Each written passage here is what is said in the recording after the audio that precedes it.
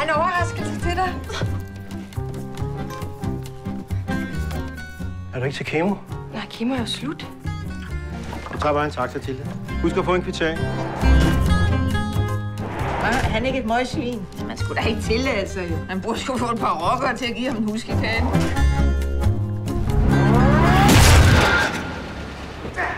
What the hell do you think you're doing? You have to look. Are you drunk?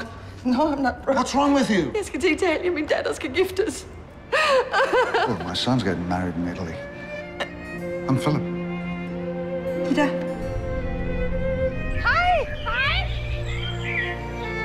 Hej, lille mommy. Goddag, far. Hej, skatterpige. Man skal lade det ikke hende ned for bogholderiet. Drama. Hej, søde. Og tak, fordi jeg måtte komme med så kort lunde. Det skal nok blive hyggeligt. Just love Italy. The food, the wine, the romance. Don't you? No. Det kan jo godt være, at han bare vil være alene. Nej, hold op, der er ikke nogen, der vil.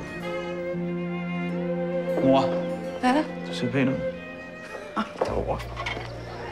Hey, Hej. smoke. Tak.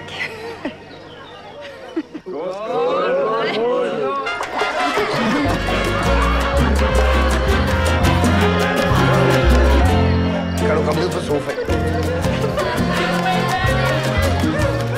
Ja. Mig.